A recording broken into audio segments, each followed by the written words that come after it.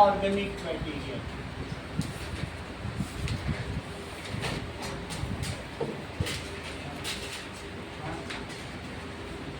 Such as CO2 and H2O and synthesize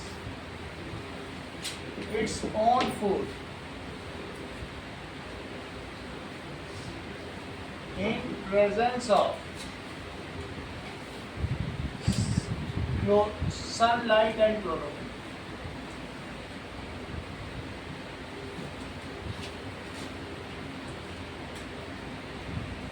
ऐसा करना है, ठीक है। ये खाना बनाता ही नहीं है बल्कि उसे स्टोर भी करता है। किस फॉर्म में स्टोर करता है? That is starch. अपने अंदर स्टोर करके रख देता है। कभी तुम पानी ना दो, खाना ना हो इसके पास, तो उससे यूज करो। तो कहने का मतलब है इसके स्टेप्स ऑफ न्यूट्रिशन क्या क्या है, जरा देखें। Steps of it completes it's nutrition in 3 steps. कितने स्टेप में करता है? 3 स्टेप। पेज नंबर मेरे में 96 है, आपका बताऊँ ये वाला पेज, स्टेप्स ऑफ न्यूट्रिशन है। तो मैं यही पेज खोलो, सही है। अब देखो, that is absorption of light energy by chlorophyll. पहला है absorption of light energy by chlorophyll. कहने का मतलब है जब भी लीफ में सनलाइट पड़ेगी तो सनलाइट इसको ये एब्जॉर्ब कर ले। सही, पहला काम ये इसका है कि सनलाइट मिले तो एब्जॉर्ब कर लो। एब्जॉर्ब कैसे कर लो? दैट इज केमिकल एनर्जी में बदलो। स्टेप 2, ये स्टेप 1 है और स्टेप 2 देखो। कन्वर्ट, सनलाइट को तो एब्जॉर्ब नहीं किया जा सकता है सच, क्योंकि फिर वो रेडिएट हो जाएगी रात को। तो ऐसे में जब लिया जाए तो जैसे बैटरी की एनर्जी होती केमिकल एनर्जी, ऐसी केमिकल के फॉर्म में होना।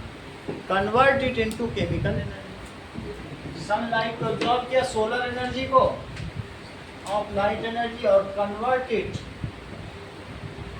Into chemical energy. और उस केमिकल एनर्जी से क्या करता है बताओ? केमिकल एनर्जी, तुमको मालूम है कि केमिकल एनर्जी से जब इलेक्ट्रोलिसिस होती है, बैटरी डालते हैं तो उसमें H2 और O2 निकलता है। देखा है मैंने, बैटरी एक गिलास में डाली थी, कैसे H2, तो वही तो केमिकल एनर्जी है। बैटरी में ही तो केमिकल एनर्जी होती है। तो क्या उससे H2O को तोड़ा जा सकता है? अब इसी प्लांट ने ग्राउंड से पानी लिया और ग्राउंड से वाटर लेके धीरे धीरे वाटर ले लिया, और ये वाटर अब कहाँ पहुँच गया? दैट इज लीफ में पहुँच गया। और लीफ में क्या करेगा बताओ? वहाँ तोड़ देगा। सनलाइट लिया और सनलाइट से उसको केमिकल एनर्जी बदला, वाटर को तोड़ दिया। तो सेकंड स्टेप क्या है? Conversion of light energy into solar energy and break down of water into H2 and O, electrolysis of water, जो तुमने पढ़ा। एंड देखो बुक में भी पढ़ते जाओ। And splitting of water molecule into H2 and O2। अब आगे का देखो, 2 काम हो गए हैं। वाटर टूट गया है, कैसे टूट गया है चेक करो। That is H2O using chemical energy. ये H2 बन गया है और O2 बन गया है। ये बिल्कुल वही है जो इलेक्ट्रोलिसिस है, क्योंकि केमिकल वो क्या, बैटरी तो है नहीं, लेकिन वो काम वही कर रहा है। अब ये देखो, that is void inside leaf। Voice inside leaf. ये देखो, होता है, क्लोरोफिल होता है। ये सेल है, प्लांट सेल है।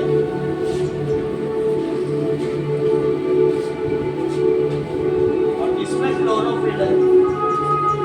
क्लोरोफिल में ये बहुत सारे ऐसे स्ट्रोमा है।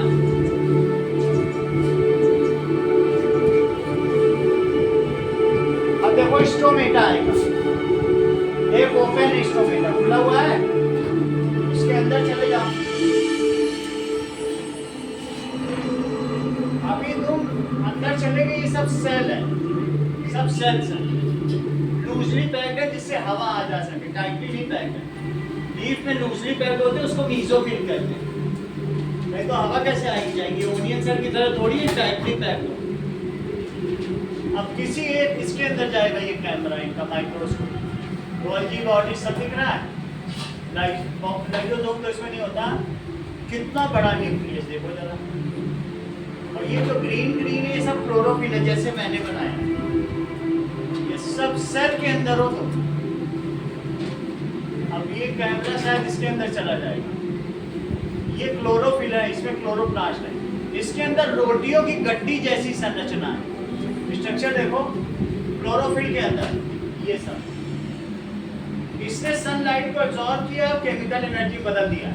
इसी पे वाटर तोड़ दिया गया, इसकी सरफेस पे तोड़ दिया। कितना सारा सरफेस। ये स्ट्रोमा जरा चेक करो, इस पे राइबोसोम बैठे हुए हैं, इनका अपना डीएनए है। क्लोरोफिल का होता है कि नहीं, माइटोकॉन्ड्रिया क्लोरोफिल का। ये देखो ये लोग ग्लूकोज बना रहे हैं, हर एक पे यही काम कर रहा है। समझ में आ गई बात की नहीं? यही चीज है, that is how the food is prepared.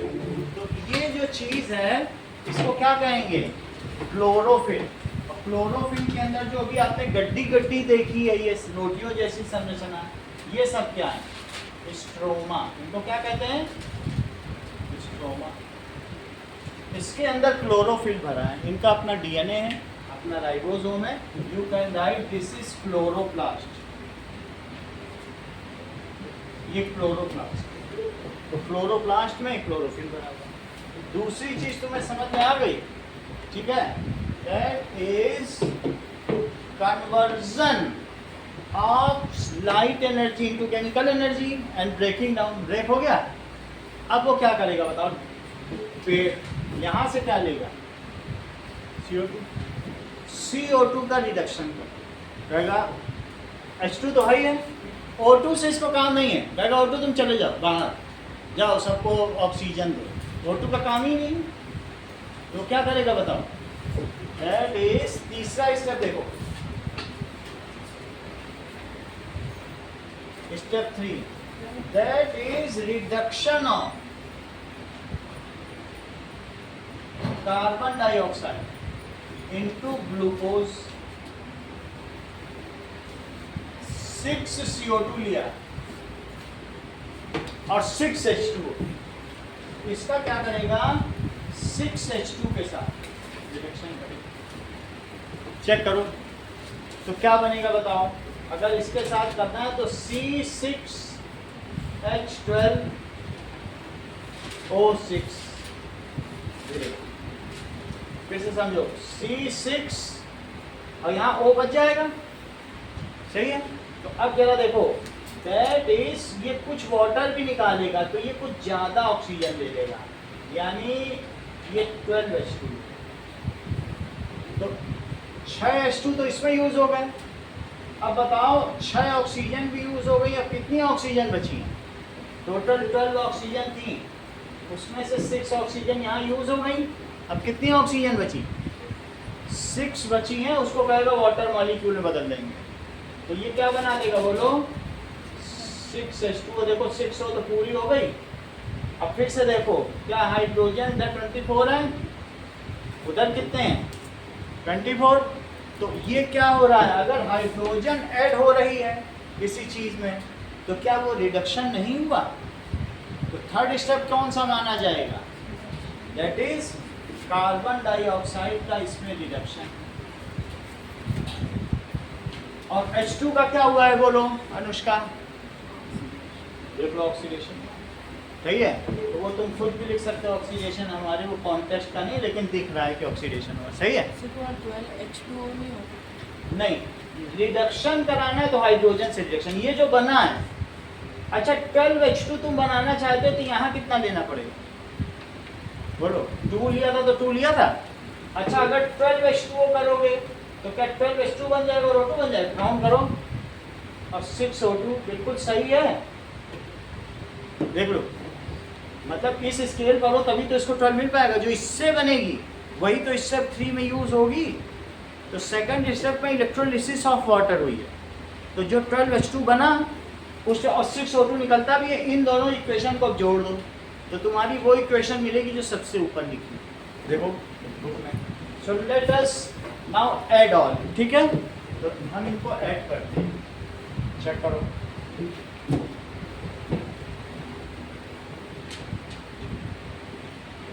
ना add both the equation, adding equation 1 and 2, add equation 1 and, तो क्या होगा?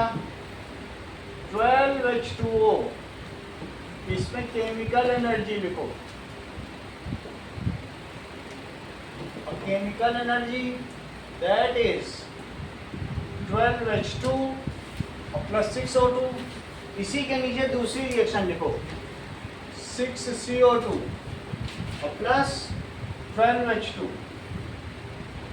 तो क्या बन गया होगा? इधर देखो, C6H12 O6 और 6H2O। अभी इतना समझ में आया? दोनों इक्वेशन स्टेप वाइज इन दोनों को जोड़ दो। जोड़ने पे क्या क्या आएगा? 6CO2 plus 12H2O plus 12H2, ये लेफ्ट में आया, और राइट में क्या आया? ये जो केमिकल एनर्जी है ये यहाँ लिख सकते हो, केमिकल एनर्जी। और केमिकल एनर्जी बनाने में कंट्रीब्यूशन किसका किसका है? दैट इज सनलाइट और क्लोरोफिल। अभी देखा था ना, उस पर ग्रीन क्लोरोफिल था, उन्होंने बनाई थी। इन सबको यहाँ जोड़ो, C6H12 O6 6O2 6H2O और प्लस 12H2। दिया ना? इतना समझ में आ गया? पहले में कैसे तोड़ा गया और फिर इसको इसमें यहाँ यूज़ कर लिया गया। इसको बोल दिया तुम चले जाओ बाहर। सही है? देखो 12H2 से 12H2 कटा, क्योंकि वो चीज़ जो है वो यूटिलाइज होगी तो बची कहाँ? अच्छा अब मुझे बताओ, 6O2 है और ये 6H2 है। तुम चाहो तो ये रिएक्शन यहाँ भी छोड़ सकते हो, नहीं तो 6H2O से 6H2O भी कट कर सकते हो। बहुत जगह ये रिएक्शन आगे चलती है, 11th में यही चलती है, वो करते नहीं।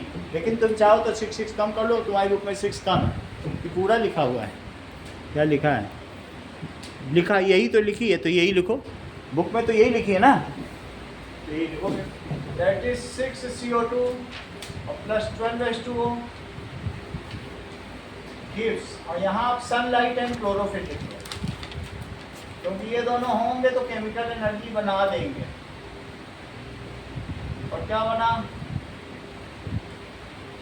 प्लस 6O2 और प्लस 6H2O। करेक्ट? ये 3 स्टेप आते हैं, 3 मार्क्स का आएगा, तो ये पूरे लिखने हैं। सही है? चलो अब अगला देखो ना।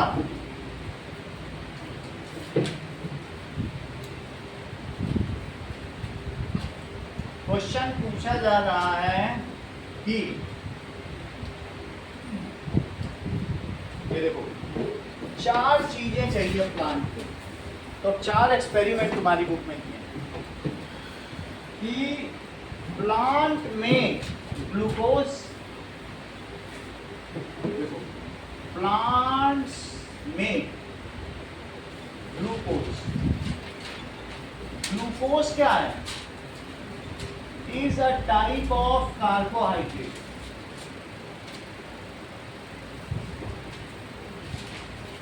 कार्बोहाइड्रेट का क्या मतलब होता है? Anything which is made of carbon, hydrogen and oxygen is called carbohydrate. जो चीज 3 चीजों से मिलकर बनी, और जो हाइड्रोजन और कार्बन से मिलकर बनी है उसको क्या कहते हैं डियाना? हाइड्रोकार्बन, वो फ्यूल है। 2 चीजें हैं, हाइड्रोकार्बन समझो और कार्बोहाइड्रेट। ये तो तुम समझ में आ गई, कार्बोहाइड्रेट है। 2 डेफिनेशन समझो। What is hydrocarbon? An organic compound made of, इसका बनाओ, कार्बन एंड हाइड्रोजन, तो उसको क्या कहेंगे, इज हाइड्रोकार्बन। एग्जाम्पल देखो, हाइड्रोजन और कार्बन का बना है, इसका नाम बताओ आशना।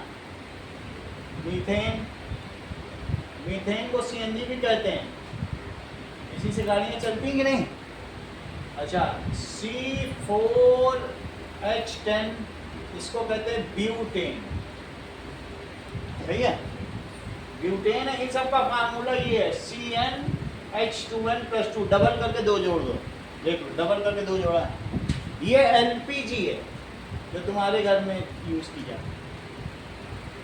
और बोलो अगर C8 ले लो तो क्या है, डबल करके 2 जोड़ो, H18, ये पेट्रोल है जिससे तुम आती जाती है।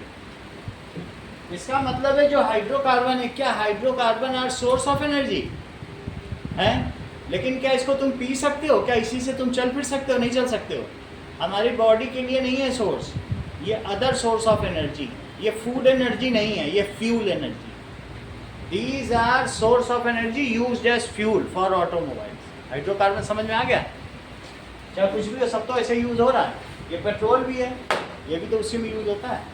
These are source of energy. कौन सा सोर्स ऑफ एनर्जी बोलो, it is used as fuel for automobiles. अच्छा फिर बोलो, हाइड्रोकार्बन तो तुमने समझ लिया, अब इस कार्बोहाइड्रेट क्या होता है।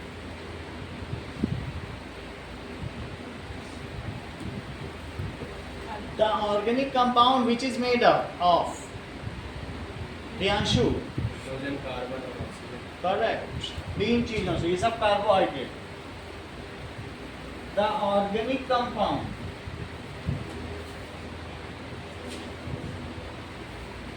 which is made of hydrogen, carbon and oxygen, ठीक है, these are source of food energy, food energy। इसका एग्जाम्पल क्या है, C6H12O6 और C12H22O11 और C6H10O5 to the power n, n का मतलब 1000। Mono sugar, di sugar, poly sugar, ये तो पहले बताया हुआ है। तो ये सभी कार्बोहाइड्रेट हैं। डाई शुगर, और ये कैसा है बोलो, पॉली शुगर। अगर प्लांट में है तो ये स्टार्च के तौर पर एकत्रित है, स्टोर्ड है, और इंसान में है तो ग्लाइकोजन। हमारे लीवर में ये कैसे है, ग्लाइकोजन में है। और प्लांट इसको क्या करते हैं, plant make glucose, then condense it and store it in form of starch. 90% को वो स्टार्च के तौर पर रखेंगे, 10% ग्लूकोज रहेगा जिसे वो यूज़ करें, रेडी टू यूज़। 90% स्टोर कर लेते हैं, जैसे गेहूँ, चावल सुखा के। गेहूँ कितना सूखा है, और अंगूर ग्लूकोज है, कितना रसीला है, तो ग्लूकोज रसीला होगा। लेकिन अगर पानी ही उड़ जाए, सब में से एक H2O उड़ा है, अगर 1000 मॉलिक्यूल में 1000 H2O उड़ जाए तो बिल्कुल गेहूँ बन जाएगा, कॉर्न बन जाएगा, नहीं ये चीज़। तो मेरा कहने का मतलब है कि प्लांट स्टोर इट, प्लांट इसको किस में स्टोर करेंगे, in form of starch, and human और animals store it in form of glycogen in liver, correct.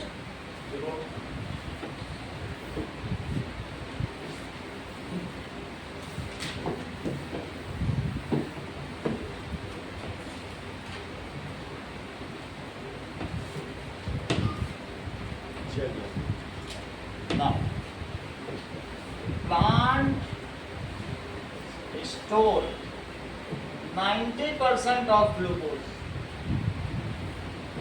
in form of starch इसका मतलब है कि अगर NC6H12O6 है जहाँ N की वैल्यू 1000 या उससे ज़्यादा हो और उसमें से ये क्या करे, हर एक में से H2O निकाल ले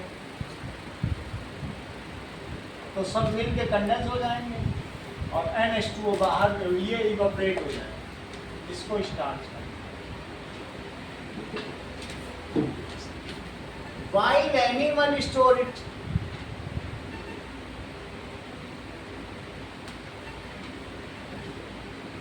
in form of, यही ग्लाइकोजन भी है, थोड़ा फार्मूले में अंतर भी है, ये आप 12th की बुक में पढ़ोगे, 12th में पढ़ाया जाएगा दोनों में क्या, अभी बहुत बड़ा फार्मूला है इसका, पूरा बोर्ड भर जाएगा इसलिए बताने का, ठीक है। इन form of glycogen, animal store in form of glycogen. Glycogen किसमें एकत्रित रहता है, वेयर इट इज स्टोर? हाँ, बताती नहीं हो, अभी बताया तभी नहीं बता रही हो। इन लीवर, लीवर का तो यही काम ही है, स्टोर हाउस है, ठीक है। अब देखो यहाँ तक की बात हो गई। चलो अब हमें ये बताना है कि प्रूव दैट, 4 प्रैक्टिकल तुमसे पूछे गए हैं। पहला practical, prove that chlorophyll is necessary for ऐसा, ये वाला practical, prove that chlorophyll is necessary for photosynthesis. तो वो मैं प्रूव करने जा रहा हूँ। Prove that chlorophyll is essential, इसके लिए एसेंशियल है फॉर फोटोसिंथेसिस।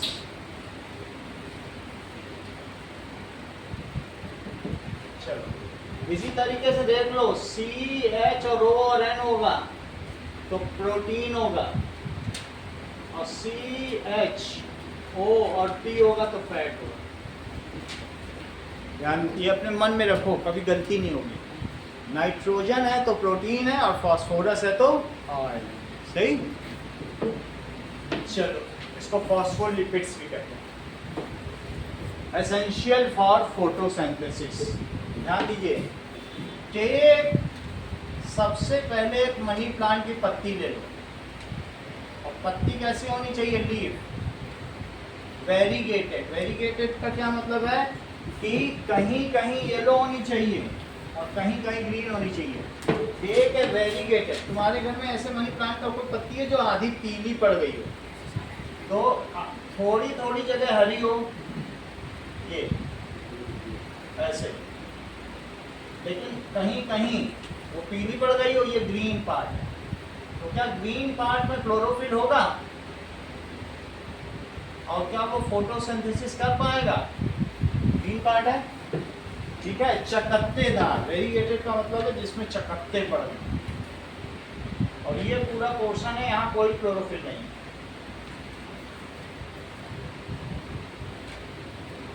ये देखो, अच्छा ये जो तुमने लिया है, ऐसी पत्ती ली है, वो किसी न किसी और भी प्लांट होगा, उसमें और लीफ होंगी। ये मैं जस्ट ऐसे दिखा रहा हूँ, इसको किसी पॉट में ही रखना है, सही है। अच्छा, इसके बाद तुम मुझे ये बताओ कि क्लोरोफिल कहाँ पर है, ग्रीन पार्ट में होगा कि येलो पार्ट में? ग्रीन पार्ट में आपने बता दिया, यहाँ पर कंटेन्स क्लोरोफिल, तभी हरा है। अविश, ये मुझे बताओ कि स्टार्च कहाँ पर होगा, येलो पार्ट में कि ग्रीन पार्ट? बोलो आशना। करेक्ट, आशना ने बताया पूरी पत्ती में होगा, क्योंकि प्लांट इतना खाना बना लेते हैं कि वो खा कभी पाते नहीं हैं, बहुत ज़्यादा बना लेते हैं।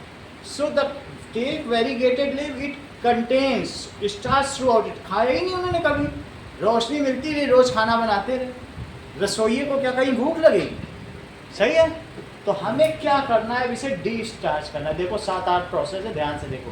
पहले experiment, take a variegated leaf, जैसे बुक में लिखा है वैसे देखो, take a variegated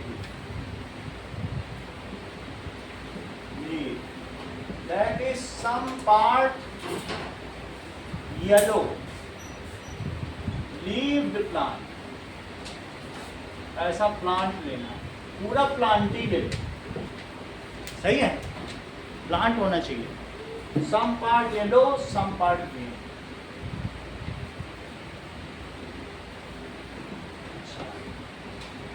Put it in dark room for 3 days.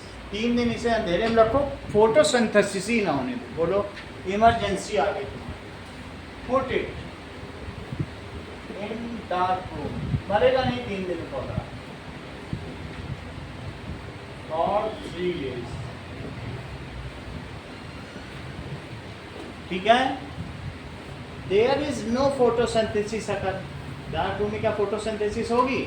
So it will use its starch, जो इसका स्टार्च है वो यूज कर लेगा। अब ये पत्ती डी स्टार्च हो गई, सही है भाई। इमरजेंसी क्या करेगा, अपना ही जो रिजर्व फूड है तुम्हारे ही ग्लाइकोजन है लीवर में, वो यूज करते हो कि नहीं करते हो, भूकंप में दब जाओ तो वैसे वो भी करेगा। So it will, plant will can not do photosynthesis,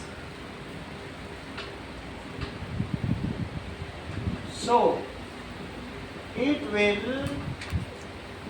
utilize its starch stored in leaf. ये लीफ पे पूरा स्टार्च अब खत्म हो गया, अब इसमें कोई स्टार्च नहीं है। Now leaf is D starch, कैसी हो गई? D starch. Now leaf is D starch. Case study में ये पूछा जाएगा इसलिए क्वेश्चन। चल again put it in sunlight. अब इसे फिर से कर दो, चलो धूप लो, पानी नहीं डाल दो, धूप में रख दो। Again put it in sunlight. अच्छा, अब इसको तुमने फिर से धूप में रख दिया है आशना, तो अब मुझे बताओ जो येलो पोर्शन है क्या वहाँ स्टार्च है कि खत्म हो गया? और क्या अब ये नया स्टार्च बना पाएगा येलो पोर्शन? क्योंकि जब क्लोरोफिल ही नहीं तो बना कहाँ पाएगा? हाँ, ये जो पोर्शन है ये न सिर्फ ग्लूकोज बनाएगा बल्कि उसके 90% को स्टार्च में भी कन्वर्ट करेगा। भाई जिसके पास क्लोरोफिल है वो सब काम करेगा, येलो क्या कर पाएगा? कुछ नहीं कर पाएगा, वो डेड पार्ट हो गया। ठीक है, तो फिर से सब किस में पुट किया? सनलाइट में। The green part will do photosynthesis, सही है, and make glucose and convert it into starch, सही। Green part will do photosynthesis and photosynthesis करेगा, make glucose and most of it is converted into starch, सही है, most of it is converted into starch। अब चौथी चीज तुम क्या करो, प्लक द लीफ, इसको तोड़ लो, हटाओ इसको यहाँ से, प्लक द लीफ जो तुम्हारी वेरिकेटेड, प्लक द लीफ। अब क्या करोगे, इसको ऐसा करो कि तुमने कभी चमकती हुई पत्ती देखी है? लीफ में एक तरीके का वैक्सी क्यूटिकल होता है, पत्तियों पे कमल अमल में पानी गिरता है, पानी बह जाता है, वो उसे गीला भी नहीं कर पाता। 10 दिन की बारिश होगी तब भी पत्तियां सड़ती नहीं है, क्योंकि उनके ऊपर एक वैक्स की लेयर होती है। बहुत शाइनी लीव्स देखी होंगी ना, तो इसलिए तुमको क्या करना पड़ेगा बताओ, तुमने पत्ती तोड़ ली है, you have plucked the leaf, तो इसको ऐसा करो कि एक बर्तन में पानी लो, टम्बलर में, और टम्बलर में पानी लेके इसको उबालो, ये उबालो। और जब पानी ले रहे हो तो पानी में अब एक और बर्तन रखो, वो बर्तन कौन सा होगा? अल्कोहल। इसी में लीफ डाल दो, वेरी गुड। ये वाटर है, तो ये बॉइलिंग वाटर है, ठीक है। तो जैसा बुक में लिखा है, बीकर कंटेनिंग बॉइलिंग वाटर में डाल दो, ठीक है। Dip the leaf for a few minute, कह रहे हैं कि पहले थोड़े मिनट डाल दो, फिर immerse it in a beaker containing alcohol. तो पहले लीफ इसमें डाल दो, या ये भी किया जा सकता है, दोनों कर सकते हो, ठीक है। चलो, ये वाटर है, बॉइलिंग वाटर, और फिर उसके बाद ये अल्कोहल। दोनों तरीके से दिखाया गया है बुक में, ये मेथड भी अच्छा है। चलो, अल्कोहल ले लिया, तो डिप द लीफ, उसकी गंदगी निकल जाएगी, थोड़ी सॉफ्ट हो जाएगी। Dip the leaf in boiling water, सबसे पहले किस में डाल दो, बॉइलिंग वाटर। अच्छा, बॉइलिंग वाटर में अगर वैक्स पड़ जाए तो क्या होगा, तुम्हारे हाथ में बॉइलिंग वाटर डाला जाए, इसमें वैक्स लगा है या वैसलीन लगी, क्या धुल जाएगी, धुल ही जाती है। सो इट्स वैक्सी क्यूटिकल, हट जाएगा, ठीक है। अच्छा, क्या होगा, इट्स वैक्सी क्यूटिकल। क्यूटिकल का मतलब होता है complex sugar. It's vaccine cuticle layer is remove हो गई। अब इसमें चमक नहीं रही क्योंकि वैक्स ही हट गया। अब इसे किस में डालो, put it in alcohol. Alcohol में जब तुम किसी चीज को डालते हो, तुम्हें मालूम है क्या होता है, उसका कलर उड़ जाता है। तो इसका कौन सा कलर उड़ेगा, ग्रीन कलर उड़ेगा कि ये वाला कलर उड़ेगा, सब कलर उड़ जाएगी। अब ये ल्यूकोप्लास्ट बन जाएगी, कलर ही खत्म हो जाएगा, ऐसा लगेगा सफेद पत्ती, सही है। लेकिन ऐसा करने से पहले इसमें मार्कर से एक ट्रेस पेपर रख के ट्रेस कर लेना कि कहाँ कहाँ ग्रीन था, नहीं तो तुम भूल जाओगे, पूरी पत्ती वाइट हो जाएगी, तो तुम्हें याद रहेगा। सो नाउ अब अल्कोहल में पुट करने से पहले क्या करो, now put a trace paper over it, over leaf and mark its green and yellow region,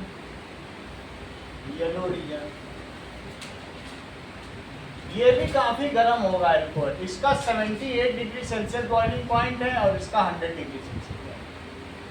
तो थोड़ा गर्म कर लो, बस हल्का गर्म हो जाए। ट्रेस कर लिया तुमने ट्रेस पेपर पर, एक पेपर में तुमने पत्ती का पूरा ट्रेस बना लिया कि ऐसी थी, ऐसे बना लिया, ऐसी थी, उसका ग्रीन यहाँ आया था, तो यहाँ लिख दो ग्रीन है, ये येलो, सही रहेगा।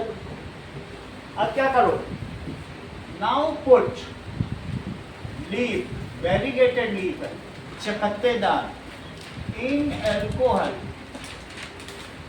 अल्कोहल में डाल दो। It's all colour is washed away, now it will be whitish. ये कैसा हो जाएगा, व्हाइटिश का मतलब है कि स्टार्च, स्टार्च देखो कैसा होता है, ये चावल की माड़ है, पानी है, थोड़ी देर पानी ऊपर है, लेकिन ये चावल की माड़ है, स्टार्च होता है। कॉर्न स्टार्च ले लो, चावल उबालो, तो ये देखो नीचे चावल है, अभी करके प्रैक्टिकल दिखाएंगे, और ऊपर पानी, नीचे स्टार्च देख रहे हो, एक वाटर सॉल्युबल है और नीचे जो है बैठा हुआ है, ये सस्पेंशन, सही है कि नहीं, स्टार्च दिख रहा है ना। अब देखो स्टार्च दिख गया आपको, ये वाइट कलर की चावल की मार, इससे ज़्यादा। तो अब क्या करें, इसी वजह से स्टार्च तो उसमें बचा रह गया होगा ना कहीं कहीं। नाउ लीफ ऑल कलर, तुम्हारा जो अल्कोहल है वो येलो ग्रीन हो जाएगा, अल्कोहल का कलर ही बदल जाएगा, सब कलर ले लेगा। अल्कोहल तो क्या होती है, क्या शराब का कोई रंग होता है क्या, तो इसलिए क्या हो जाएगा, so all colour of leaf is, ये क्या हो जाएगा, रिमूव, वॉश्ड अप, ये वॉश्ड अप। जो प्लास्टिक के कलर है वो अल्कोहल में चले जाएंगे, क्योंकि वो भी तो एक ऑर्गेनिक है, तो ऑर्गेनिक को ऑर्गेनिक से डिसॉल्व किया जा सकता है। तुम क्यों जब पेंसिल से लिखते हो तो रबर से मिटाते हो? क्योंकि पेंसिल भी ग्रेफाइट है, कार्बन है, और जो इरेजर है वो भी कार्बन की बनी हुई है, और तो कार्बन से कार्बन मिट जाता है। नहीं तो तुम लोहे से ना मिटा लो। तुमने क्यों नहीं लोहे से मिटाया पेंसिल का? तुमको ये मालूम है कि लाइट डिजॉल्व्स लाइट, अगर कार्बन है तो कार्बन से ही मिलेगा। जो वाटर सॉल्युबल चीज़ है वो वाटर सॉल्युबल से जाएगी, इसलिए कई बार तुम धोते हो तो पानी का भी इस्तेमाल करते हो। जो ऑयल सॉल्युबल है तो उसके लिए सोप का इस्तेमाल करते हो। तो लाइट डिजॉल्व्स लाइट, जिसमें जो चीज़ घुलती है उसी में घुलेगी। तो अल्कोहल भी ऑर्गेनिक था, और वो जो इसमें प्लास्टिक्स हैं, क्रोमोप्लास्ट चाहे जो भी हो, क्लोरोप्लास्ट हो, जेंथोप्लास्ट, येलो पे जेंथोप्लास्ट है, वो सब धुल जाएगा। अब लीफ कैसी हो जाएगी बोलो? And leaf will become colourless. क्या तुम मुझे बताओगे डियाना, इसमें अब कहीं भी स्टार्च बचा है? बोलो आसना, कहाँ? हाँ बोलो कहाँ, बताओ कहाँ बचा है? ग्रीन पार्ट नहीं, फिर से फोटोसिंथेसिस की, क्योंकि तुमने उसे धूप में रख दिया। अच्छा चलो 6 आवर्स से इन्होंने सोचा होगा रख के हटा लिया, तो कैसे बनेगा? इनके दिमाग में ये चीज़ आ रही, कितने घंटे रखा ही तो सर ने लिखा ही नहीं। अगर 6 घंटे रख दोगे ये मजे से खाना बना लेगा, 90% उसमें से स्टार्च बना लेगा, और ये लो देखता रह जाएगा, उसका जो स्टार्च था वो भी अभी तो सारा कलर रिमूव हो गया, फिर खाना कलर रिमूव हुआ है, लेकिन स्टार्च कहीं थोड़ी ना जाएगा। स्टार्च वाटर सॉल्युबल होता है, वो उसमें अल्कोहल में नहीं जाएगा, स्टार्च पत्ती के अंदर ही है। लेकिन समझ में आ गई बात की नहीं? तो इसलिए इसमें स्टार्च है। द ग्रीन पोर्शन, पूरी पत्ती वाइट हो गई है, तो green portion would have made starch. Last में हम लोग कंक्लूड करेंगे कि उसने स्टार्च बनाया, और फिर मैं इसमें आयोडीन डालूंगा, जैसे ही डालूंगा ये ब्लू ब्लैक कलर का हो जाएगा। स्टार्च भी मेरे पास है, आयोडीन भी मेरे पास है, कि स्टार्च आयोडीन के संपर्क में आने से कैसा कलर हो जाता है उसका? Blue black. ये करके देखेंगे। यहाँ तक समझ में आ गया? बोलो अब इसमें कहीं भी स्टार्च बचा है कि नहीं बचा? कहाँ बचा? ग्रीन पार्ट में, क्योंकि उसने फिर से फोटोसिंथेसिस की, उसने फिर से बनाया, और डी स्टार्च करने के लिए तो तुमने अंधेरे में रख ही दिया था, और सीधा धोते तो पूरे में स्टार्च होता, तो पूरी पत्ती ब्लू हो जाती। अब कि जहाँ जहाँ तुम्हारा ग्रीन है वही ब्लू हो, क्योंकि ये वही स्टार्च बना। सही है कि नहीं? चलो अब 7th क्या करो? ये इट बिकम कलरलेस। अब इसमें कोई कलर बचा नहीं है, सही है, कलरलेस हो गया। अगला देखिए, now put few drop of iodine solution. Iodine solution किसमें डालो? Over this leaf.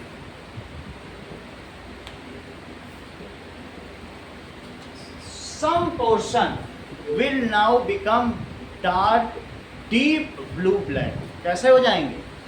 Now tally it with trace paper. It is those portion which were green. इसको टैली करो, ट्रेस पेपर रखो, कहाँ पे हुआ, फिर से पत्ती रखो, अरे ये तो वहीं पे हुआ है जहाँ पर ग्रीन था। It ensures that chlorophyll is necessary to make glucose starch. सही है? Overleaf. तो some portion of leaf will turn deep blue black, blue बन जाएगा, deep blue black। तो इससे क्या होगा? Put the leaf over marks of trace paper। तो तुम ये देखोगे कि जहां जहां पर तुम्हारा ग्रीन था, अब वो क्या हो गया? देखो तुम्हारी बुक में ये भी डायग्राम बना है, क्या तुम्हारी बुक में तुमने देखा? क्या ब्लू बना हुआ कहीं ऐसा है? बोलो। तो ये लास्ट है, लास्ट स्टेप। तो ये क्या कंफर्म कर रहा है बताओ? देखो अगले ही डायग्राम में उसी ब्लू दिखा दिया गया, तो क्या पता चलता है? And tally the blue portion, blue black portion with earlier green portion. It get tallied हो जाए. It shows, इससे क्या सोर्स हुआ? कंक्लूजन लिखो. It shows that green portion, जो ग्रीन था पोर्शन, would have, उसने क्या बना लिया? would have done photosynthesis.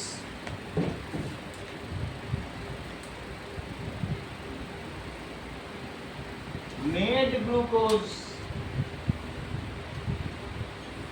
and a part of it is converted into starch.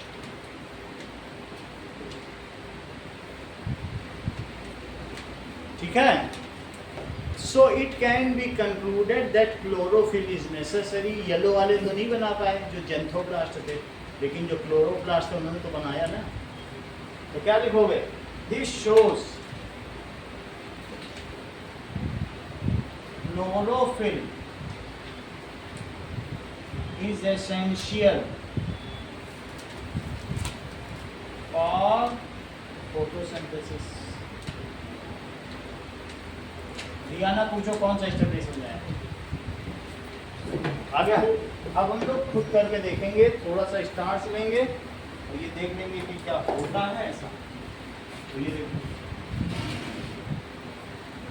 इसी में ले लेते हैं थोड़ा सा स्टार्च और फिर उसमें आयोडीन डाल देंगे. पता चल जाएगा.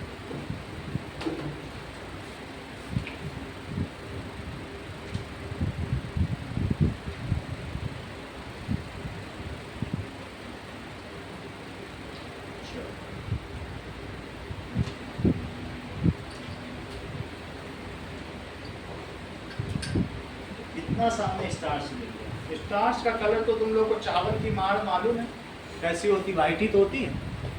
अब देखो,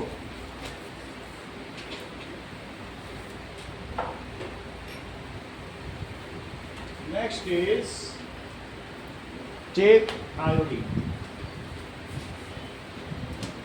आयोडीन का सॉल्यूशन भी लिया जा सकता है, आयोडीन भी लिया जा सकता है, जो मर्जी हो. ये देखो, अब इसमें मैं आयोडीन का सॉल्यूशन ले लेता हूँ. 2-4 ड्रॉप आयोडीन डाल के पानी डाल हो जाएगा सॉल्यूशन.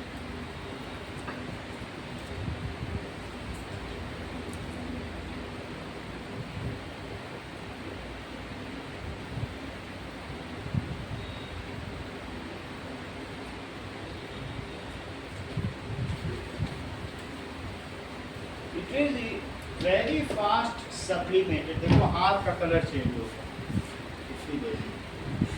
अब इसमें थोड़ा सा पानी ले लिया जाए.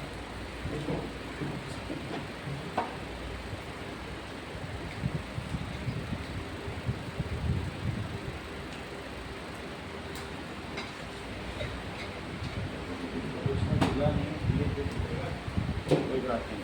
अब इसको इसमें मिला देते हैं. ये देखो, ये स्टार्च है और ये आयोडीन है. इसको इसी में डाल देते हैं और इसको थोड़ा थोड़ा चलाते रहते हैं. तो इसका क्या, आयोडीन इसी में रहेगा. आयोडीन इसमें डाल देते हैं. तो देखो, जहाँ जहाँ आयोडीन पड़ा है स्पैटुला से इसको मिला रहा हूँ. ये धीरे धीरे तुम्हें दिख रहा है ब्लू ब्लैक हो रहा है. ऐसे ही होने लग गया. देखो अभी थोड़ी देर में पूरा हो जाएगा. दिख रहा है कलर? इतना जितना हिलाएंगे ब्लू होना शुरू हुआ. देखो और डार्क हो रहा. देखो पहले व्हाइट था, अब इसका कलर देखो. चेक करो कुछ ब्लू कलर आया. ये देखिए,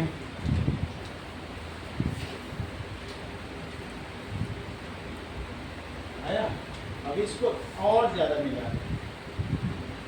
धीरे धीरे थोड़ी देर तुमको दिख दिखा देंगे पूरा ही हो जाएगा। हाँ होने लगा ना।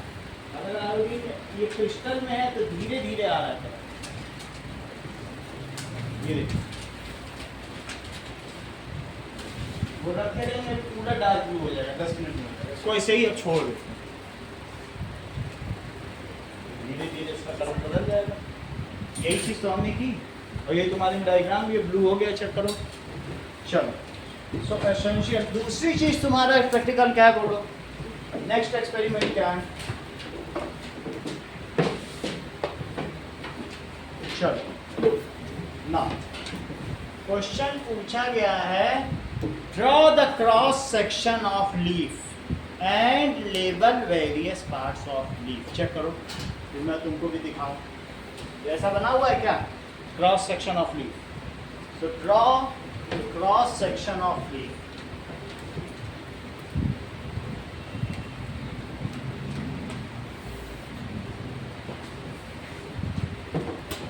and label its various portions.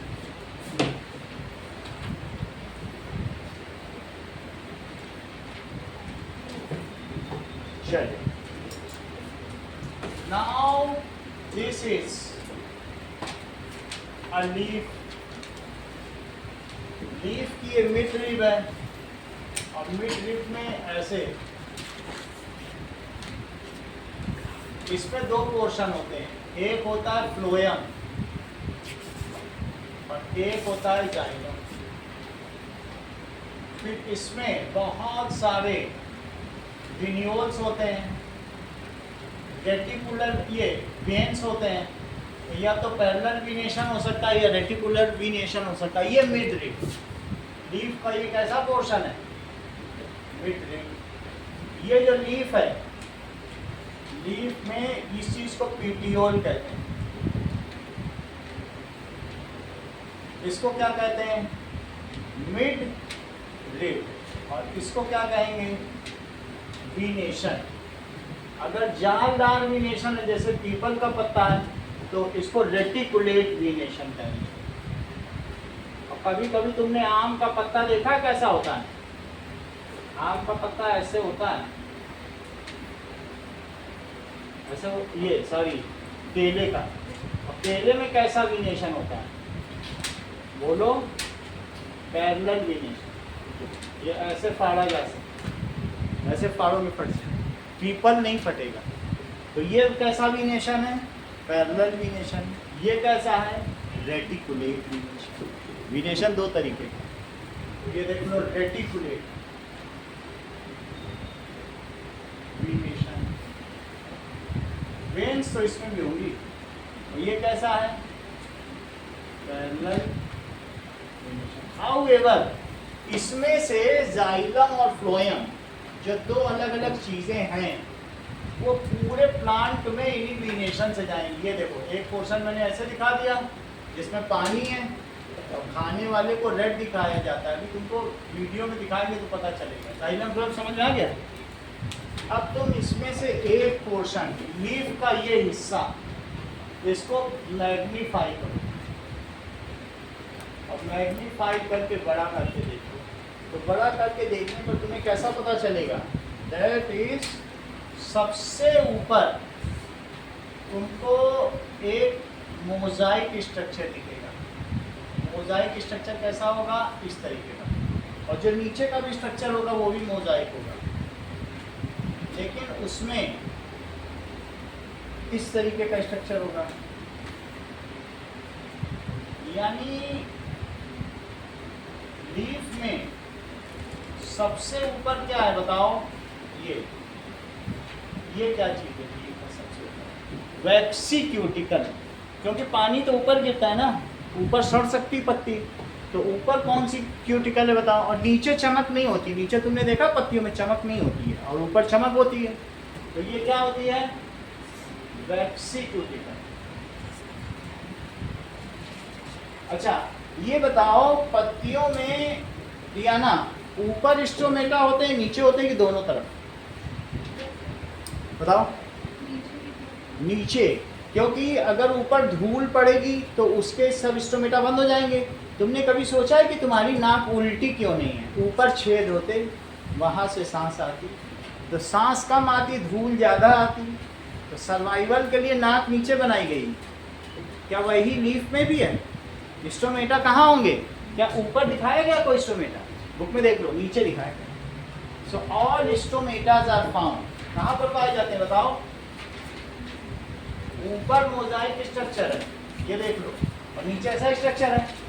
मेरा कहने का मतलब है कि ये तुम्हारे पास लीफ है, तो जब तुम इसका ऊपर का स्ट्रक्चर देखो और एक नीचे से देखो, तो ऊपर कैसे दिखेगा?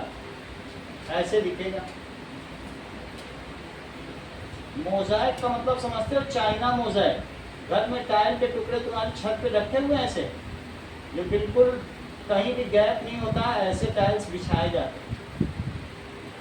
या किसी के घर में तुम गए हो तो वहाँ पे ऐसा मोजाइक स्ट्रक्चर देखा है? टाइल की टुकड़ी अलग अलग कलर की पूरी छत पे रहती है। इस स्ट्रक्चर को क्या कहते हैं? Mosaic structure. It is impermeable, इसको इसकी एपिडर्मिस कहते हैं। ये ऊपर की लेयर और सब यूनि न्यूक्लिएटेड है। तो तुम्हें ऊपर की लेयर पता चल गई, इसका स्ट्रक्चर खुद ही 4 नंबर का आता है। समझ में आ गया? अब नीचे का स्ट्रक्चर देखो, अभी डायग्राम बनाओ, इसको देखो, ये स्ट्रक्चर, इसमें बहुत सारे स्टोमेटा होंगे, एक दो नहीं, मिलियंस ऑफ स्टोमेटा।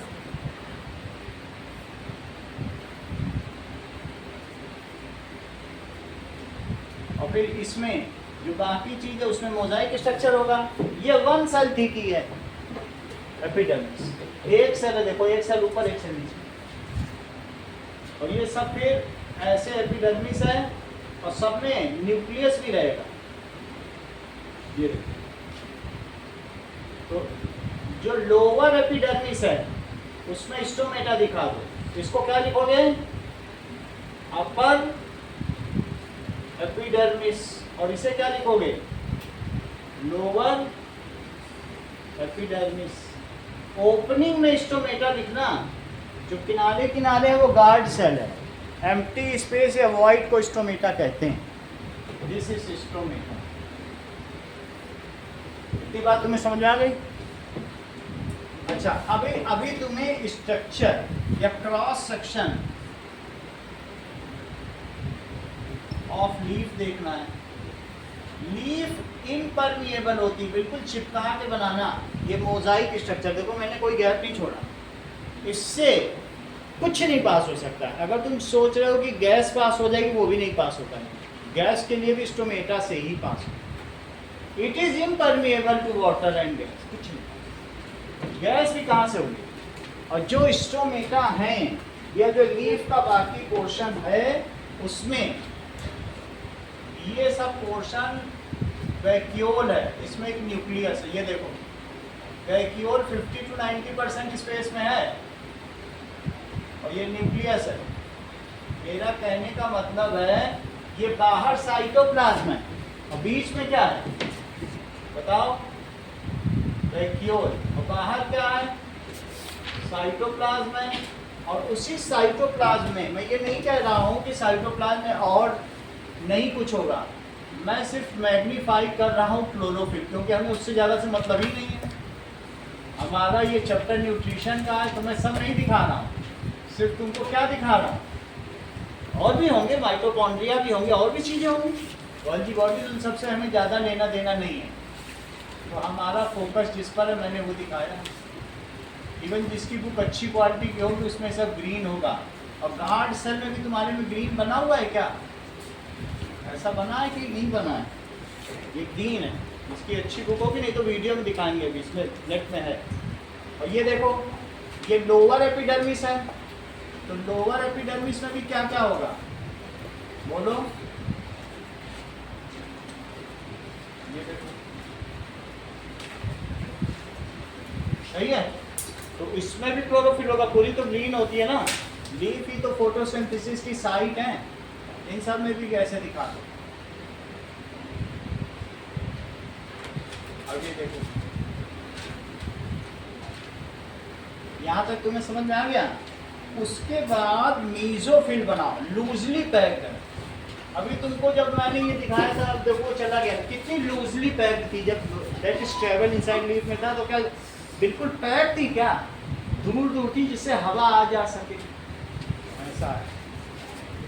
तो इनको दूर दूर दिखाओ, थोड़ा गैप रहता है, अदरवाइज एक्सचेंज ऑफ गैसेज नहीं हो पाएंगी, एक्सचेंज ऑफ वाटर नहीं हो पाएगा।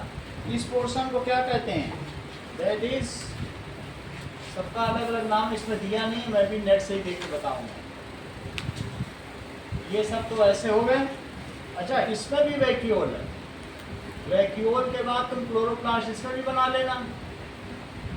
ये फिगर ही 2 या 3 नंबर का आता है, लेवलिंग। तो लेवलिंग अभी हम नेट से करते हैं, जितनी इसमें देख पा रहे हैं उतनी कर रहे हैं। ये भी वैक्यूल है, और अब इसमें क्लोरोप्लास्ट बनाओ, ठीक है।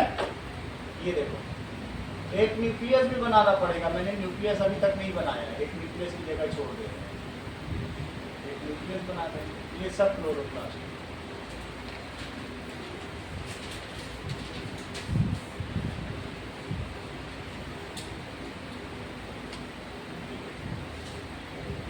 अच्छा, अब न्यूक्लियस बना लें। ये मीजोफिल है नीचे, ये टाइटली पैक माना जाएगा, ये लूजली पैक है। बीच में वैक्यूल, अब देखो कितनी जगह मैंने छोड़ी है, उस ऊपर से भी ज़्यादा। ये सब ओवल शेप्ड है और बीच में वैक्यूल है। इतना तुम बना दोगे बहुत है, और बनाना चाहते हो तो ऐसे बना दो बस। और फिर ये देखो, अभी मैं सब में न्यूक्लियस बना देता हूँ।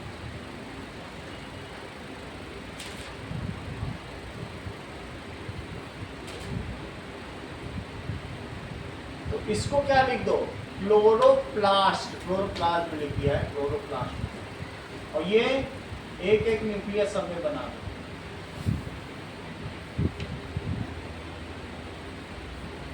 सभी में देखो न्यूक्लियस है, ठीक है। अब देखो, इसको लिखो guard cell, that is guard cell.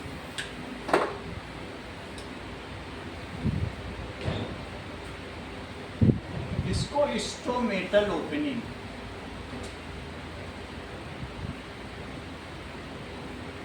ये सब लिखो मेसोफिल, लूजली पैक। अब जो कुछ चीजें बच जाती है, इसको लिखो अपर एपिडर्मिस, और इसको लोअर एपिडर्मिस, अपर एपिडर्मिस, और इसे लिखिए लोअर एपिडर्मिस। इसका लेबल्ड डायग्राम आता है, इसलिए हम लोग एक बार देख लें, इससे कोई चीज छूट नहीं। देखो अभी फिर और डार्क होने लगा, दिख रहा है, थोड़ा और डार्क हुआ, ये देखो हो रहा है ना। तो रखते रखते अभी और डार्क हो जाएगा, सारा आयोडीन इसमें मिक्स हो जाएगा। चलो now let us see cross section of leaf.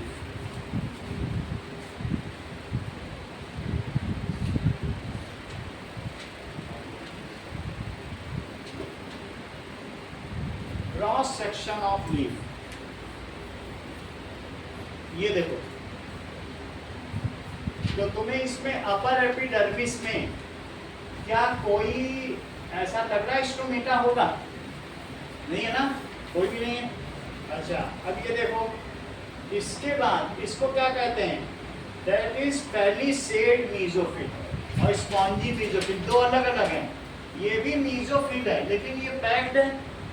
अच्छा, नीचे क्या है, नीचे तो गार्ड सेल है, देखो ये तुम देख रहे हो, तुम्हारे ऊपर भी तो ऐसे स्टोमेटा बना हुआ है। ये क्या है, ये जाइलम और फ्लोएम वेन्स। ये जो जाइलम और फ्लोएम यहाँ से पानी और खाना ले जाते हैं, वेन्स तक ले जाते हैं, वेन से खाना इकट्ठा करके दूसरी जगह ले जाते हैं और पानी वहाँ देते हैं। पानी देना है और खाना लेना, क्योंकि पत्ती तो खाना बना ही रही है। तो इन्होंने वेन्स एक एक लीफ में एक एक वेन बना दी। जो मैंने वेन्स की यहाँ बात की थी ना, रीनेशन, उनमें तक भी जाइलम फ्लोएम जाता है, वो भी हम आगे देखेंगे, ठीक है। चलो, तो ये देखो, ये क्या है, स्टोमेटा है। स्टोमेटा के दोनों तरफ गार्ड सेल है। फिर ये एक स्पॉन्जी मीजोफिल है और दूसरी कौन सी मीजोफिल है, बाकी मैंने सारे नाम लिख दिए हैं। दैट इज पहली सेट मीजोफिल है और ऊपर वैक्सीक्यूटिकल भी दिखाया जाए तो तुम इसलिए तुम्हें पता नहीं याद रहेगा कि नहीं। पहली set mesophyll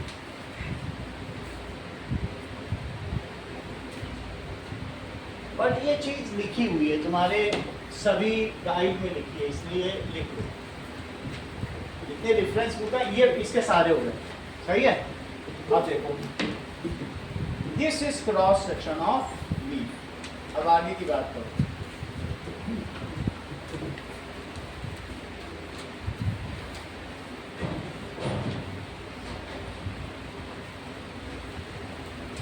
transportation in plants. कुछ चीजें देखें तो Transportation in plants.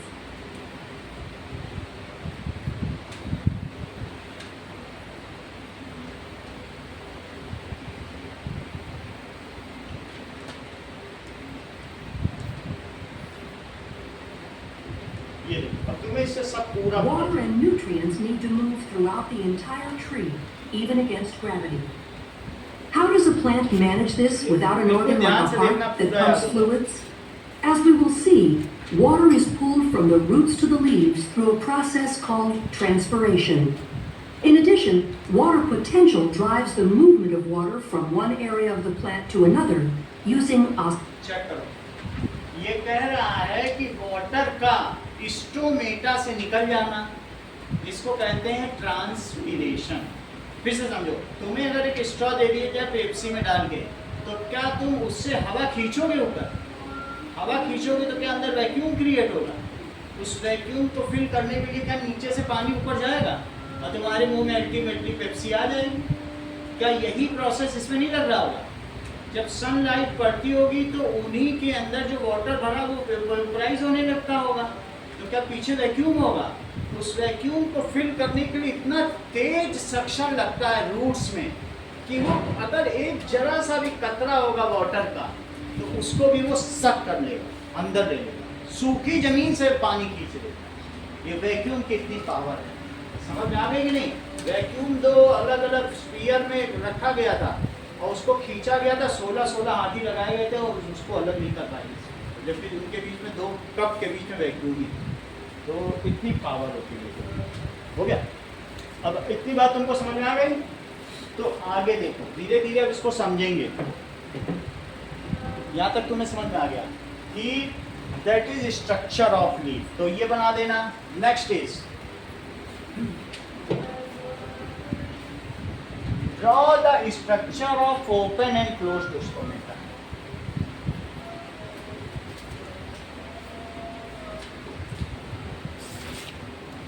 चलिए, draw open stomata and closed stomata.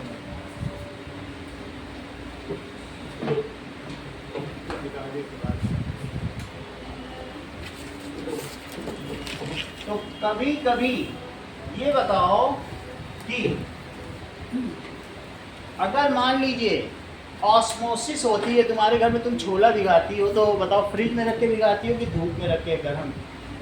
तभी तो भीग जाती कोई चीज़। फुलाना होता है दाल तो गर्म में फूलती है, ऐसा तो नहीं कि फ्रिज में रख के फुलाते होगे।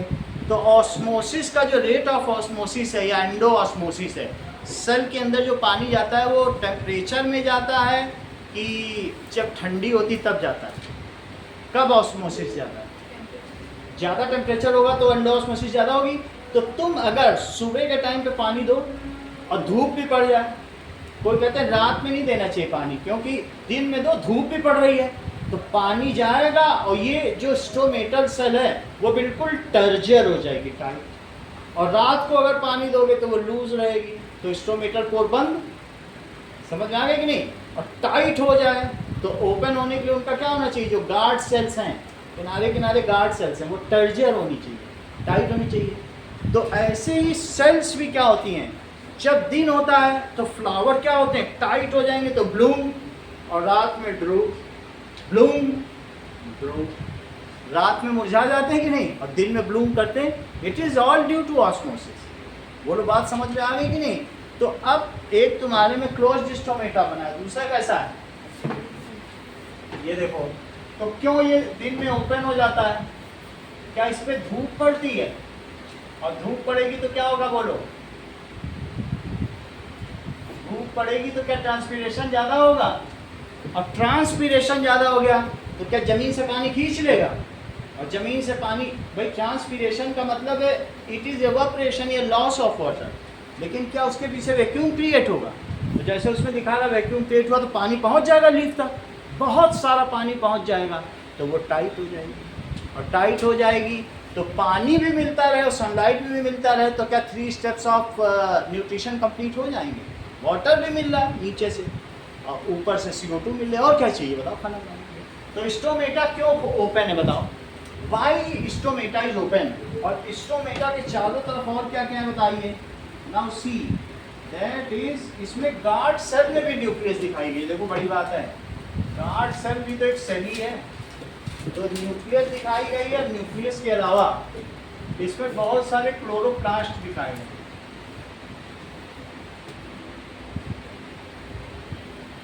तो ये ओपन स्टोमेटा है। क्लोज्ड स्टोमेटा कैसे बनाओगे तुम? इसके अलावा जैसे अभी मैंने यहाँ दिखाया था ना एपिडर्मल सेल, ऐसे तो इन सब में भी न्यूक्लियस है। एपिडर्मिस भी बना देना, तभी पूरा डायग्राम माना जाता है।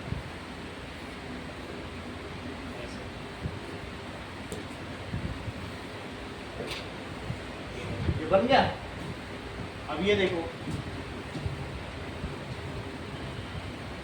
सब में न्यूक्लियस बना, ये क्लोज्ड स्टोमेटा है। क्लोज्ड स्टोमेटा में तुमको कुछ भी गैप नहीं रखना है, अगर रखना भी है तो बिल्कुल ऐसे ही, इससे ज़्यादा नहीं रखना। और इसमें भी न्यूक्लियस बना दो, और साथ में बहुत सारे क्लोरोप्लास्ट बना दो। अब इसके चारों तरफ सिंगल सेल लेयर्ड है एपिडर्मिस। जो भी बनाया था ना यहाँ डायग्राम, ये देखो तो तुम्हें ये पता चल जाए। देखो इसमें मैंने न्यूक्लियस ही नहीं बनाया, ये गलती है। बिना न्यूक्लियस के कोई सेल कैसे होगा? आप लोग भी न्यूक्लियस बना दो, न्यूक्लियस तो होगा ही। अब ये देखो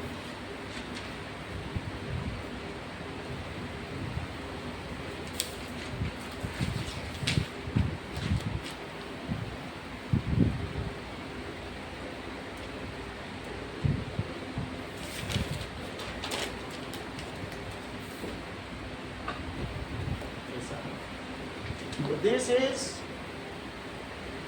closed stomata, this is open stomata, this is stomatal pore,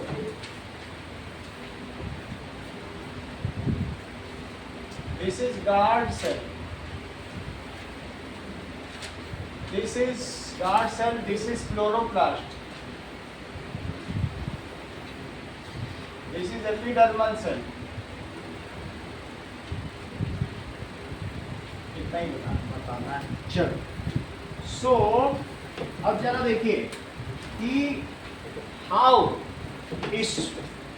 stomata works, ये क्वेश्चन है, इसमें सब कुछ आ रहा है कि what is the function of stomata, location and function of stomata in plant cell. तो स्टोमेटा कैसे खुलते बंद होते हैं और इनका काम क्या है, जरा हम ये देखें।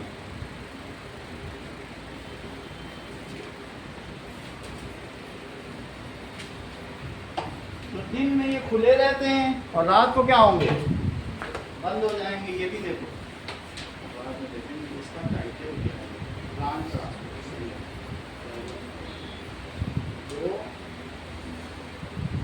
तो stomata in plants,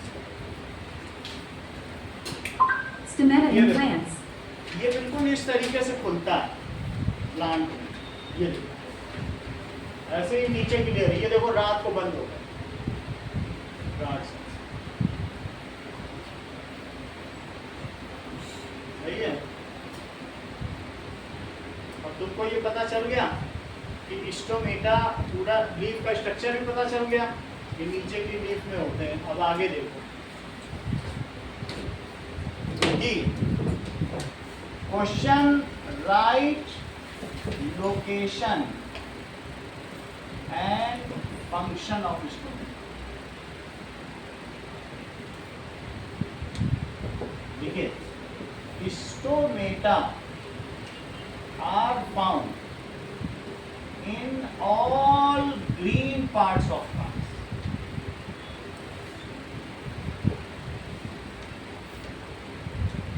Example, green leaves and green stem. ऐसा होता है, सही है। It opens during daytime as due to, क्यों दिन में खुल जाते हैं? ड्यू टू हीट या temperature rise. Due to heat क्या होता है? क्या होता है कि transpiration takes place, evaporation of water takes place through them which makes guard cell turgor. वो गार्ड सेल को क्या बना देगी? टर्जर। ये लूज है, ये भी टर्जर। टर्जर का मतलब टाइट होता है। So due to heat, because it opens due to heat, ये endosmosis takes place।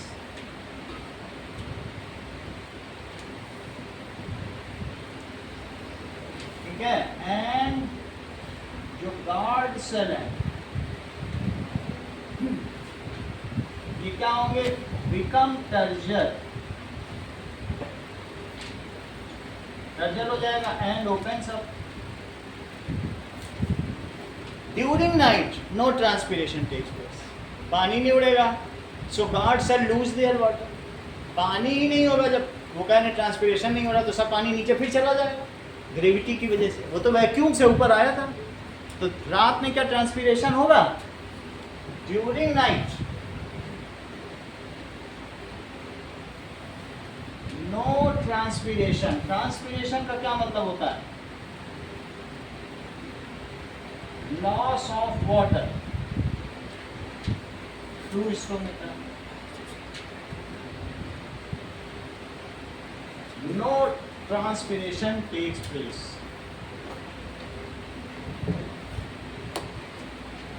So जो स्टोमेटा हो जाएगा, so guard cell become loose water and get closed, वो क्लोज हो जाएंगे, लूज वाटर हो जाएंगे। तो अब उनका जो टर्जरनेस है वो चला जाएगा। इस तरीके से होगा। ये तो बात हुई कि कब खुलता है और कब बंद होता है। It is found on lower epidermis of leaf. किसमें पाया जाएगा? It is found in lower epidermis in millions of numbers.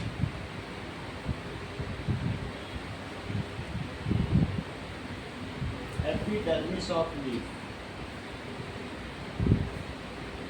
in millions of numbers. अब जरा इसका काम देखो। ये तो तुम्हें लोकेशन बता दी गई है कि कैसी इसकी location, how it works. Stomata hot topic है, तो इसके लिए इसके बारे में सब चीजें जाननी चाहिए। हर क्लास में स्टोमेटा है, इतना इंपॉर्टेंट है। स्टोमेटल साइट्स या stomata is a site of gaseous exchange. क्या क्या काम करता है? Stomata is a site of gaseous exchange। इतनी बात समझ आ गई? It takes CO2, ये CO2 लेता है for as raw material for nutrition। ये कहाँ से लेगा? From atmosphere and utilize it as raw material for transpiration. इतनी बात समझ में आ गई? ये काम करेगा, सॉरी, फॉर फोटोसिंथेसिस। किसमें इस्तेमाल करेगा बोलो? फोटो, ये तो मालूम है ना CO2 लगता है फोटोसिंथेसिस के लिए। Now it is also responsible for loss of water through them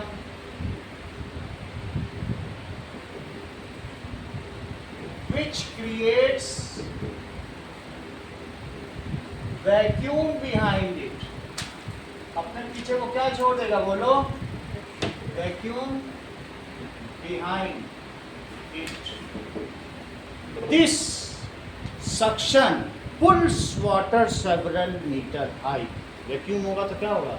इतने लंबे लंबे पेड़ है, गर्दन टूट जाए और वहां तक पानी की मोटर काम ना करे जो काम ये कर देता है, वहां तक पानी ले जाता है। मोटर तो 2 मंजिल चला के थक जाती है 1 हॉर्स पावर है, और ये तुम जाओ देखो श्रीनगर के पेड़, गर्दन मुड़ जाएगी, पेड़ नहीं खत्म होगा। तो इट क्रिएट्स स्ट्रॉन्ग अपवर्ड पुल, या सक्शन ये क्रिएट होगा, and water rises several meters high। इतनी बात तुम्हें समझ आया? न्यूट्रिशन इन प्लांट्स आप पढ़ रहे हैं। दिस वाटर इज टेकन या sucked by roots and supplied to leaves. किसने लिया और किसको दिया? By roots. तो तुम न्यूट्रिशन पढ़ो तो तुम्हें बताना पड़ेगा ना कि भाई CO2 कहाँ से आई, क्या चीज़ कहाँ से आई। This water is sucked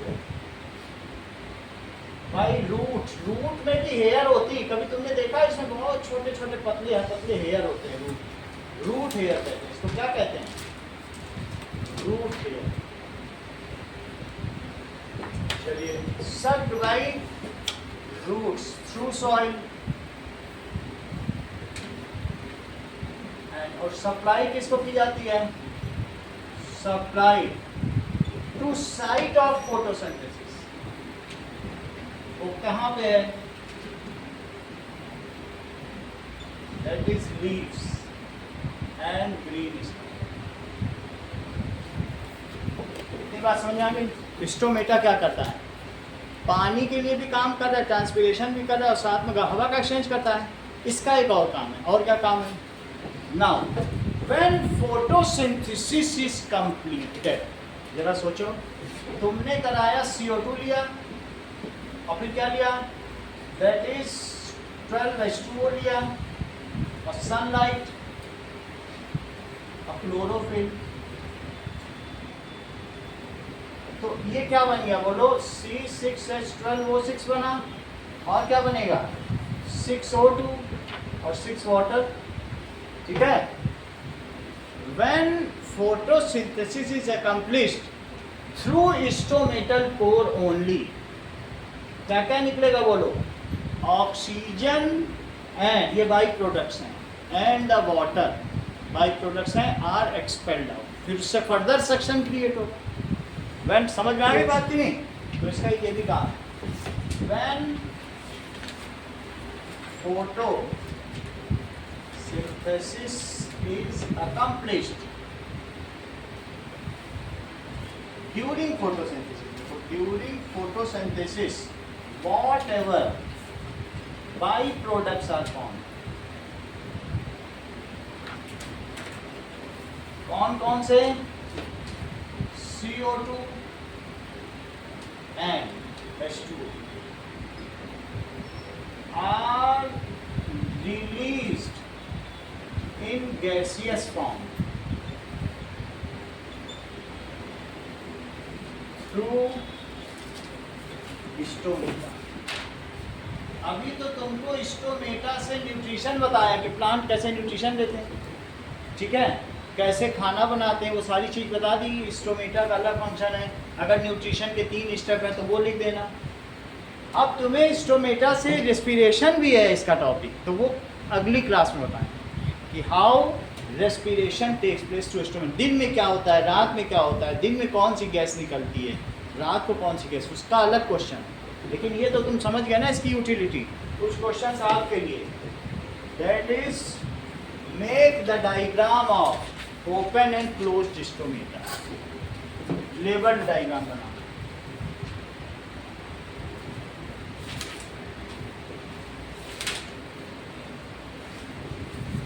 make diagram of open and closed stomata and label it। दूसरा देखो, make labeled diagram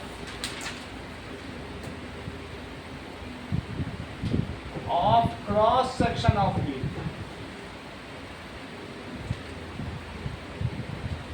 और तीसरा, राइट 3 steps of photosynthesis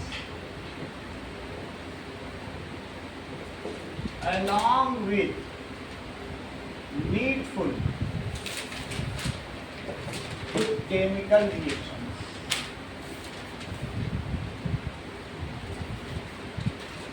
इतना ही काम है, छोटा सा काम है।